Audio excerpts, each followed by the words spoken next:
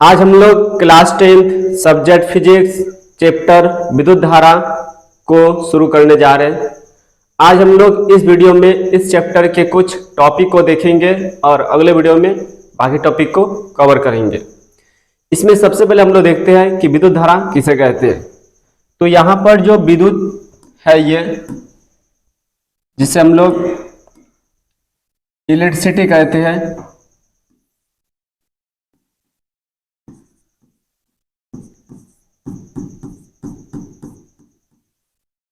यह इलेक्ट्रिसिटी एक ग्रीक शब्द इलेक्ट्रॉन से लिया गया है जिसका अर्थ एम्बर होता है।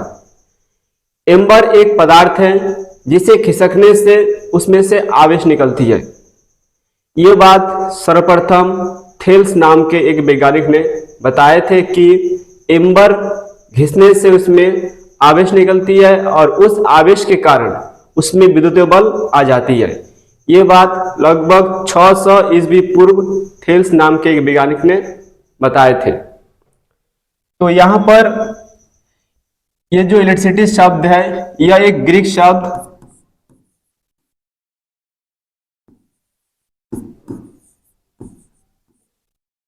इलेक्ट्रॉन से ली गई है।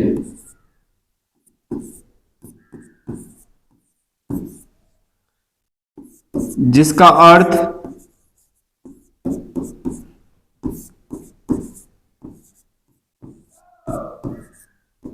एम्बर होता है। एम्बर एक पदार्थ है जिससे किसी पदार्थ के साथ रगड़ाव करने से उसमें आवेश निकलती है। यह बात सर्वप्रथम थेल्स नाम के वैज्ञानिक ने बताए थे। तो एम्बर को रगड़ने से इसमें आवेश निकलती है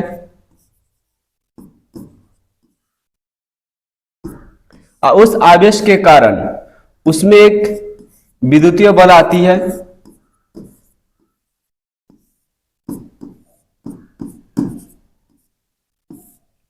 ये बात सर्वप्रथम थेल्स नाम के एक वैज्ञानिक ने बताए थे लगभग 600 ईस्वी पूर्व।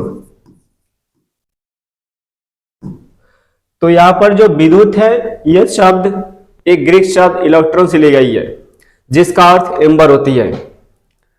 उसके बाद हम लोग देखना यहां पर धारा। धारा का मतलब होता है अगर कोई चीज बहती है तो उसे धारा कहते हैं।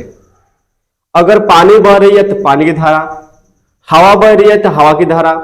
उसी प्रकार जब इलेक्ट्रॉन किसी तार के अंदर बहती है तो उसे हम लोग इलेक्ट्रिक धारा कहते हैं, यानी कि इलेक्ट्रिक करंट कहते हैं। तो यहां पर हम लोग अगर देखते हैं कि एक तार है, उस तार में अगर इलेक्ट्रॉन बहती है तो उसी को बोलते हैं इलेक्ट्रिक करंट, यानी इलेक्ट्रिक धारा। तो इलेक्ट्रिक करंट जब इसके अंदर इलेक्ट्रॉन बहती है तब। तो यहां पर इलेक्ट्रॉन में सी लिखा हुआ है, यहां पर के लिखा हुआ है। ये के जो लिखा है वो ग्रीक शब्द के अनुसार लिखा है, जबकि ये इंग्लिश शब्द के अनुसार सी लिखा है यहां पर। तो यहां पर विद्युत धारा का मतलब हो गया कि जब इलेक्ट्रॉन किसी तार के अंदर बहती है तो उस स्थिति में हम लोग उसको इलेक्ट्रिक करंट या विद्युत धारा कहते हैं। इसके बाद हम लोग को देखना है कि इसमें परमाणु और उसका आवेश। जितने भी पदार्थ होती है सभी पदार्थ परमाणु से मिलकर बनी होती है। परमाणु एक अति सूक्ष्म कण है जिसे और विभाजित नहीं किया जा सकता है, यानी कि परमाणु पदार्थ का सबसे छोटा कण है जिसे और छोटा नहीं किया जा सकता है। इस परमाणु के क्रोड के अंदर प्रोटॉन और न्यूट्रॉन पाई जाती है। तो परमाणु के अंदर क्रोड होती है और क्रोड के अंदर पाई जाती है प्रोटॉन और न्यूट्रॉन। इस क्रोड को नाभिक कहते हैं। तो यहां पर परमाणु के अंदर एक क्रोड होती है, उस क्रोड को नाभिक कहते हैं। ये नाभिक है। ये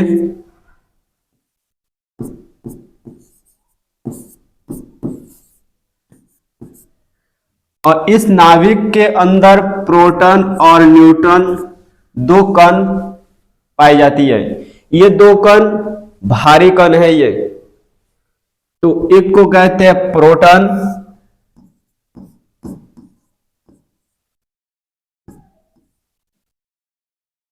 और एक को कहते हैं न्यूट्रॉन।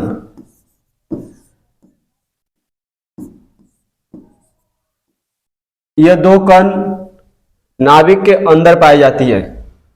इस नाभिक के बाहर इलेक्ट्रॉन एक कण पाई जाती है जो एक कक्षा में वो घूमती रहती है। तो इलेक्ट्रॉन हल्की कण है जो नाभिक के चारों ओर कक्षा होती है, उस कक्षा में वो घूमती है, तो इसको कक्षा कहते हैं। इसी कक्षा में इलेक्ट्रॉन घूमती रहती है। तो इलेक्ट्रॉन हल्की कण है ये, माने प्रोटॉन और न्यूट्रॉन की अपेक्षा ये हल्की कण है।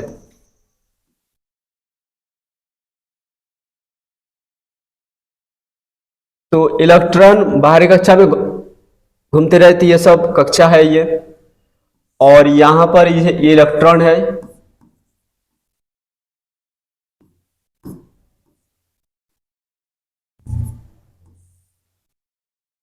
तो ये पूरा जो बना है, अब इसको बोलते हैं परमाणु कहते हैं। अब ये हो गया परमाणु, यानी कि एक परमाणु बनी होती है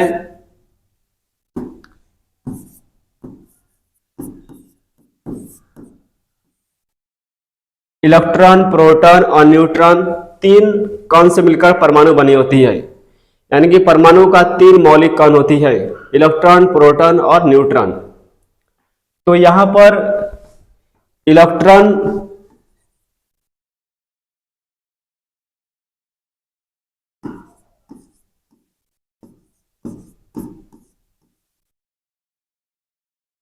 और प्रोटॉन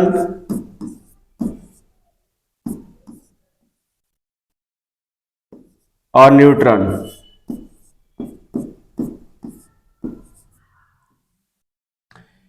ये तीन मौलिक कण हैं।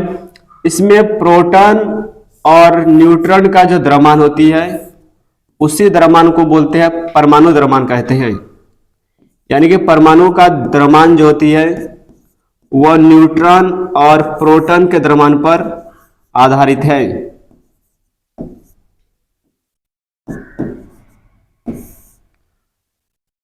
तो यहां पर प्रोटॉन और न्यूट्रॉन का जो द्रव्यमान होती है, उसी द्रव्यमान पर परमाणु द्रव्यमान को मेजर किया जाता है। यहां पर इलेक्ट्रॉन का द्रव्यमान जो होती है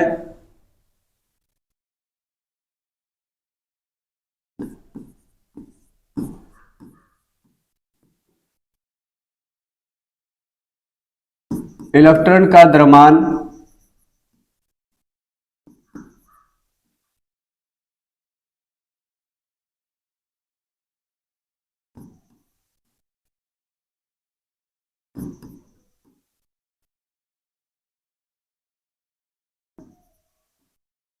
प्रोटॉन का द्रव्यमान का 1836 हिस्सा है।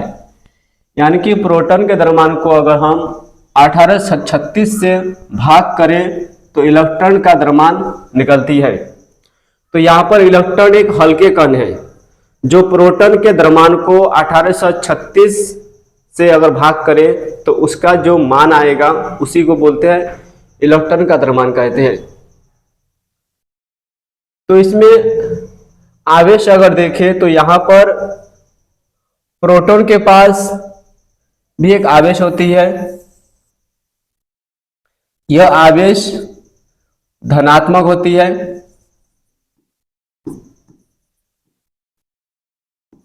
जबकि इलेक्ट्रॉन के पास जो आवेश होती है यह आवेश ऋणात्मक होती है।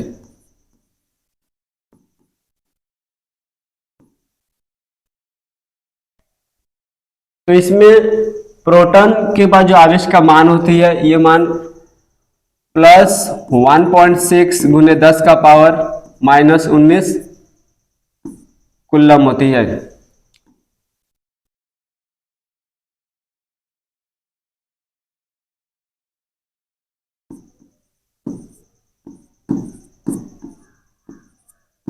कुलम होती है। जबकि इलेक्ट्रॉन के बाद जो आवेश होती है वह -1.6 गुने 10 का पावर -19 कुलम होती है। यहां पर ये दोनों आवेश बराबर है।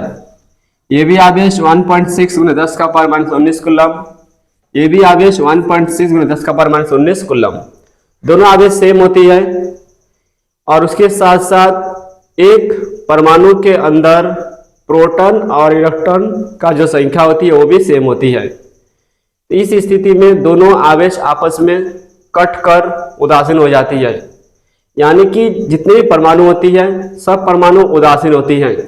इसीलिए पदार्थ उदासीन होती है, इसमें किसी प्रकार का चार्ज मतलब आवेश नहीं होती है, यानी उनको छूने पर करंट नहीं लगती है।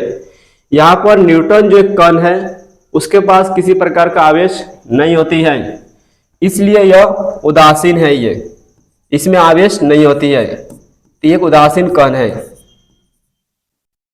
क्योंकि इसके पास आवेश नहीं होती है।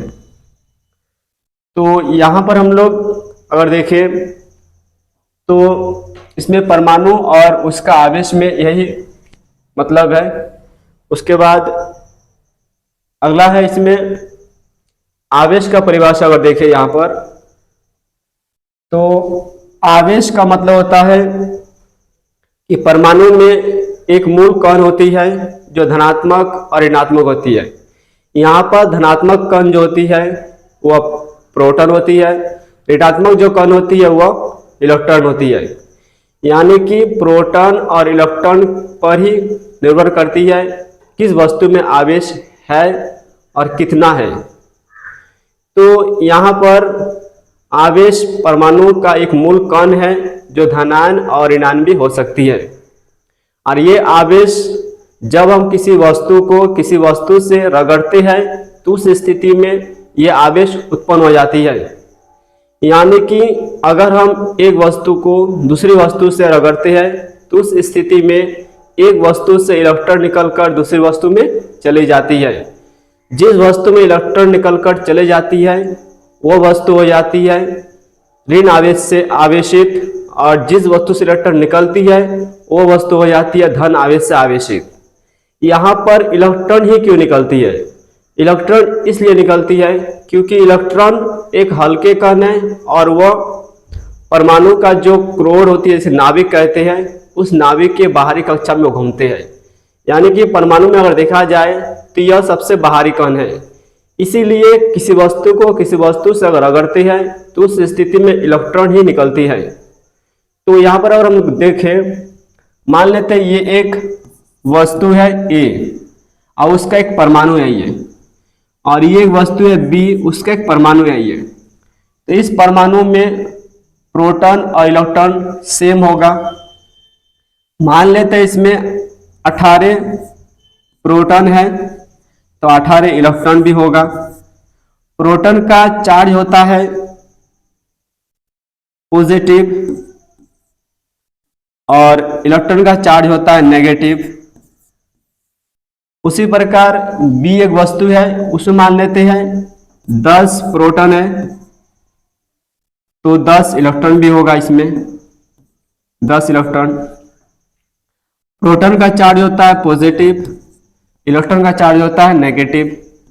इसका मतलब हम कह सकते हैं कि इसके आगे पॉजिटिव लगा देते, इसके आगे नेगेटिव लगा देते, इसके आगे पॉजिटिव और इसके आगे नेगेटिव। तो 18 प्रोटॉन का मतलब है कि इसके अंदर जो आवेश होगा वो 18 गुना 10 का पावर 18 गुना 1.6 गुना 10 का पावर -19 कुलम आवेश होगा इसके अंदर, क्योंकि इसमें 18 प्रोटॉन है। और ये आवेश होगा प्लस में, क्योंकि प्रोटॉन का आवेश प्लस होता है। उसके बाद इलेक्ट्रॉन की बारी, तो इलेक्ट्रॉन का देखा जाए तो इसमें हो जाएगा -18 गुने 1.6 गुना 10 का पावर -19 कुलम। तो यहाँ पर अगर देखें तो दोनों आवेश सेम हो गया, प्लस माइनस, इसलिए दोनों कट कर 0 हो जाता है यहाँ पर टोटल तो टोटल आवेश हो जाता है 0, यानी कि 0 हो जाता है। उसी प्रकार उस वस्तु में अगर देखें तो यहाँ पर भी 10 प्रोटॉन है, 10 इलेक्ट्रॉन है। तो एक प्रोटॉन के पास आवेश होता है 1.6 गुने 10 का पावर -19 कूलम। इसमें 10 है, 10 से गुना कर देंगे, लेकिन यह आवेश जो है वो प्लस में होगा क्योंकि प्रोटॉन है। प्रोटॉन का जो आवेश होता है वो प्लस में होता है।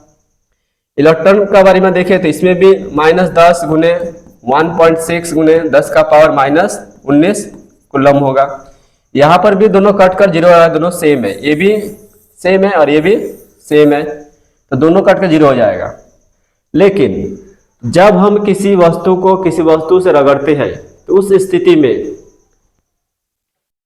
इस वस्तु से इलेक्ट्रॉन निकलकर उसमें चली जाती है या उस वस्तु से इलेक्ट्रॉन निकलकर इसमें आ जाती है। मान लेते हैं कि इस वस्तु से इलेक्ट्रॉन निकलकर इसमें चली गई है, तो उस स्थिति में क्या होगा, यहाँ पर इसके पास था 18 इलेक्ट्रॉन। जब एक इलेक्ट्रॉन चला गया, इलेक्ट्रॉन ही जाएगा क्योंकि इलेक्ट्रॉन भारी कक्षा में उपस्थित है, इसलिए जब इसमें से एक इलेक्ट्रॉन इसमें चले जाती है तो उस स्थिति में इसमें इलेक्ट्रॉन संख्या घट जाती है, यानी कि यहां पर हो जाएगा अब 17 क्योंकि एक चला गया उसमें, और उसमें जब चला गया तो उसमें हो जाएगा अब 11 हो जाएगा, यहां पर 11। अगर हम यहां पर इसको देखें तो ऐड करें यहां पर, तो इसमें +18 और -17 यानी कि +1 आएगा यहां पर। और यहां पर अगर देखें तो इसमें -1 आ रहा है, तो -1 यहाँ पर, सॉरी यहाँ पर +1, यहाँ पर -1। इसी चलते इसके पास आ जाता है पॉजिटिव चार्ज और इसके पास आ जाता है नेगेटिव चार्ज। तो इसी कारण जब हम एक वस्तु को दूसरी वस्तु से अगर रगड़ते हैं तो एक वस्तु से इलेक्ट्रॉन निकलकर दूसरी वस्तु में चली जाती है। जिस वस्तु से इलेक्ट्रॉन निकलकर जिसमें जाती है वो हो जाता है ऋणात्मक और जिससे निकलती वो हो जाता है धनात्मक, यानी कि यह वस्तु धनायन से आवेशित हो जाती है, यानी कि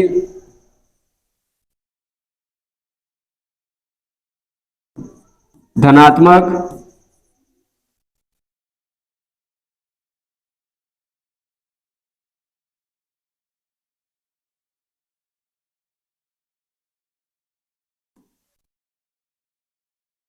यानी कि यह वस्तु धनात्मक आवेश से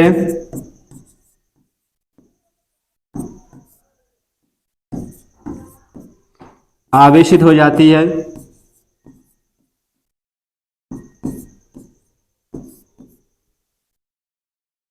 और ये जो वस्तु है वह ऋण आवेश से आवेशित हो जाती है, यानी ऋणात्मक आवेश से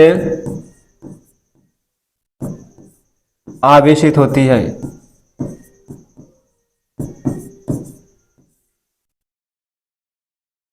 तो इसमें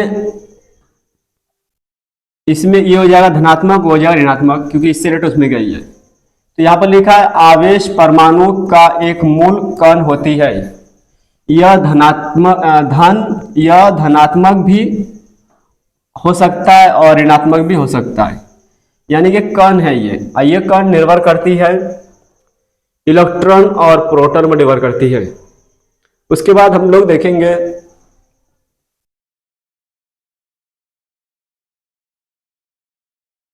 अभी हम लोग देखेंगे कि इसमें धन तथा ऋण आवेश उत्पन्न होने का कारण, मतलब धन तथा ऋण आवेश कैसे उत्पन्न होती है।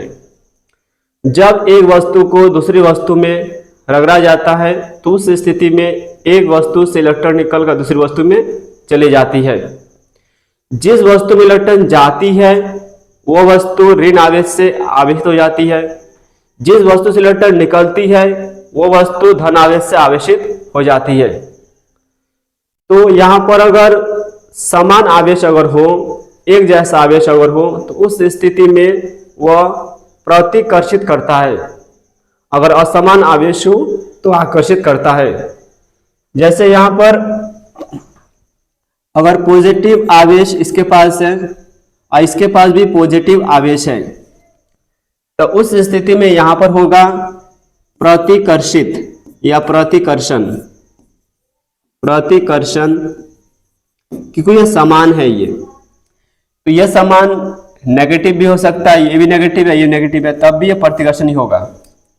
लेकिन अगर यह आवेश अगर असमान अगर हो तो उस स्थिति में,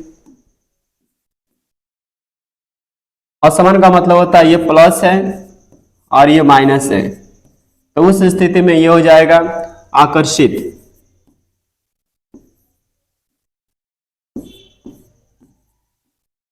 आकर्षित हो जाएगा।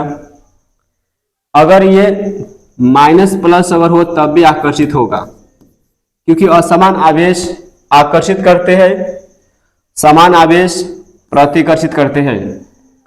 यहां पर आवेश को हम लोग Q से सूचित करते हैं, यानी कि छोटा Q या बड़ा Q से सूचित करेंगे। तो यहां पर आवेश को हम लोग Q सूचित करेंगे। इसमें वही लिखा है कि जब दो वस्तुओं को आपस में रगड़ा जाता है तो एक वस्तु से इलेक्ट्रॉन निकलकर दूसरी वस्तु में चली जाती है। जिसमें इलेक्ट्रॉन जाती है वह धन आवेश से आवेशित होती है और जिससे इलेक्ट्रॉन निकलती है वह ऋण आवेश से आवेशित होती है। समान आवेश एक दूसरे को प्रतिकर्षित करता है, जैसे यहाँ पर प्रतिकर्षण हो रहा है। असमान आवेश एक दूसरे को आकर्षित करता है, यानी कि यहाँ पर आकर्षण हो रहा है। आवेश को हम लोग Q या बड़ा Q या छोटा Q से हम लोग सूचित करेंगे इस चैप्टर के हिसाब से। उसके बाद हम लोग को देखना है विद्युत आवेश के असही मात्रक। तो विद्युत आवेश के असही मात्रक कूलाम होती है। तो यहां पर विद्युत आवेश के असही मात्रक कूलाम होती है।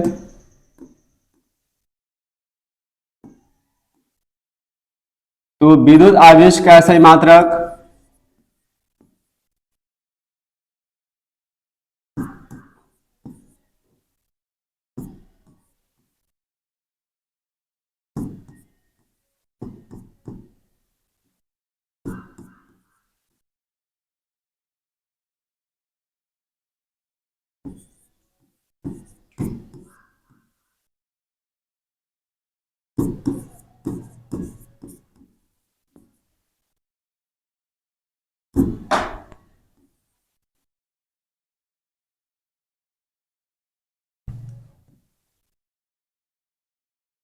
इसे C द्वारा सूचित किया जाता है। C द्वारा सूचित किया जाता है।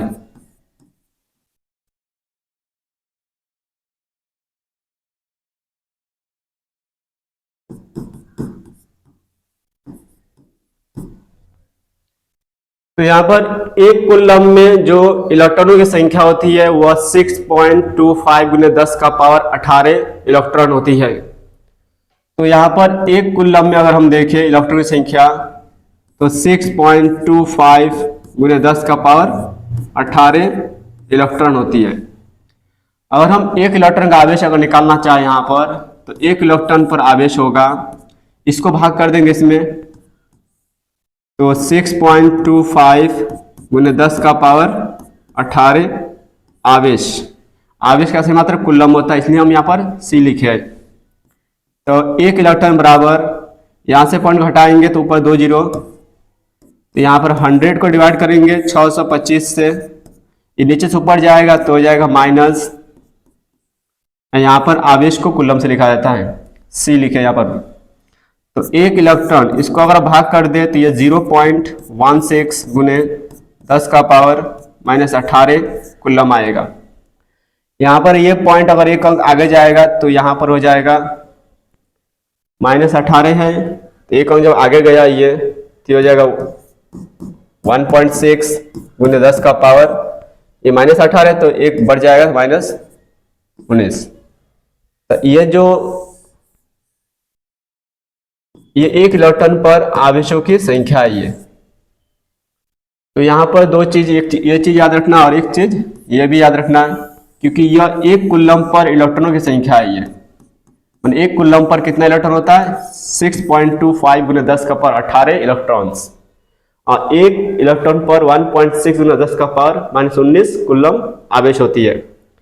यहाँ पर एक प्रोटॉन के पास भी उतना ही आवेश होती है, 1.6 गुने 10 का पावर -19 कूलम आवेश होती है।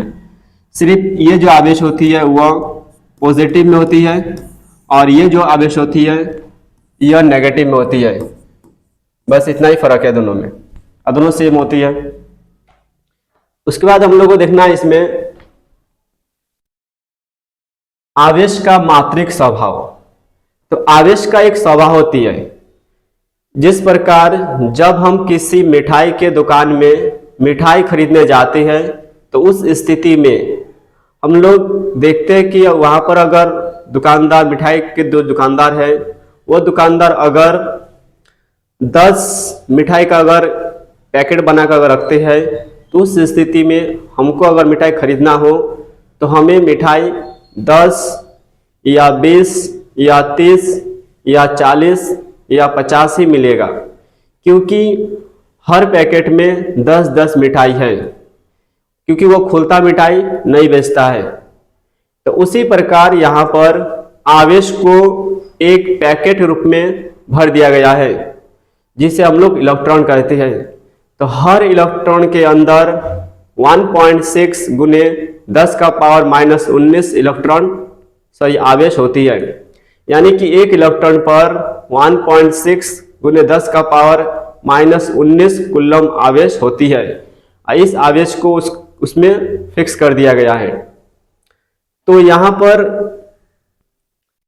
इसमें क्या किया कि एक इलेक्ट्रॉन पर अगर हम 1.6 गुने 10 का पावर -19 कूलम आवेश को फिक्स कर दे, तो अगर हमको आवेश खरीदना है तो उस स्थिति में इलेक्ट्रॉन के हिसाब से आवेश मिलेगा।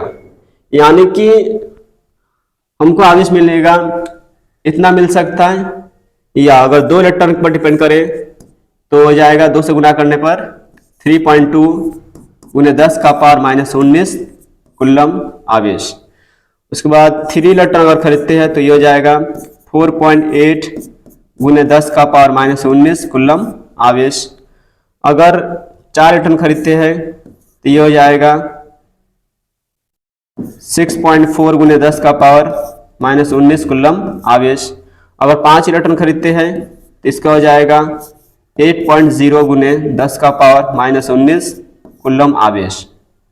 यानी कि आवेश को एक पैकेट के रूप में भर दिया गया है, उस पैकेट को हम लोग इलेक्ट्रॉन कहते हैं। तो यहाँ पर अगर हम आवेश को अगर खरीदना हो या आवेश को अगर बेचना हो या आवेश हमको लाना हो कहीं से भी, तो उस स्थिति में हमें पहले देखना पड़ेगा किसी भी पदार्थ के अंदर जो परमाणु होती है उसके पास कितने इलेक्ट्रॉन है। उस इलेक्ट्रॉन के आधार पर वो डिपेंड करती है कि उसके पास कितने आवेश होगा। तो यहाँ पर अगर हम देखें तो एक इलेक्ट्रॉन के पास इतने आवेश है, दूसरे के पास इतना आवेश है, इसका मतलब है हमें सिर्फ ये आवेश मिलेगा या ये आवेश मिलेगा या ये आवेश मिलेगा, नहीं तो ये, नहीं तो ये। यानी कि इस एक इलेक्ट्रॉन में जो आवेश है इसको किसी नंबर से यानी किसी पूर्णांक संख्या से गुना करने पर जो वैल्यू आएगा उतना ही आवेश हमें मिलेगा। इसी को बोलते हैं आवेश का मात्रिक स्वभाव कहते हैं। इसका मतलब है कि अगर हमको आवेश खरीदना है, इसके बीच में 3.6 आवेश खरीदना है, मैंने इतना आवेश खरीदना है, तो इसके लिए हमें इसके बीच का मतलब होता है कि 2 और 3 के बीच, यानी कि 2 3 का बीच का मान 2 और 3 के बीच और मान लेते हैं आधा, तो आधा इलेक्ट्रॉन के लिए हमको इलेक्ट्रॉन को तोड़ना पड़ेगा।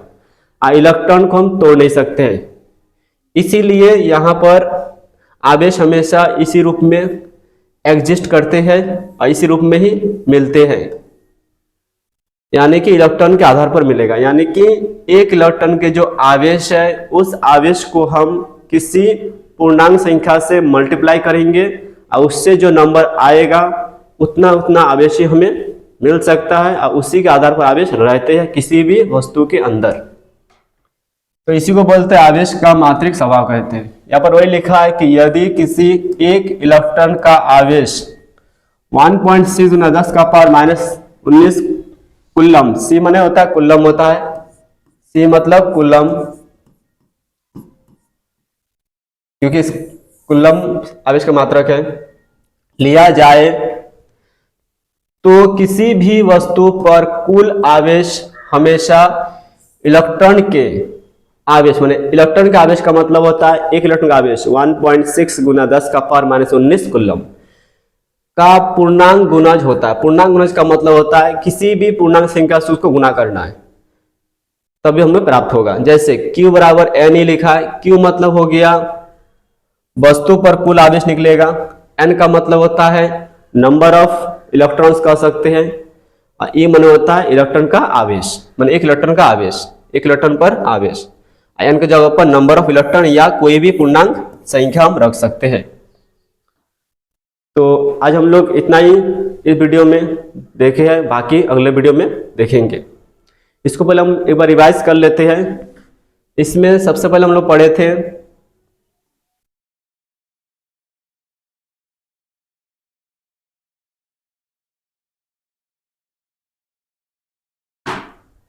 विद्युत धारा। तो इसमें विद्युत जिसे हम लोग इलेक्ट्रिसिटी कहते हैं, यह एक ग्रीक शब्द इलेक्ट्रॉन से ली गई है जिसका अर्थ होता है एम्बर।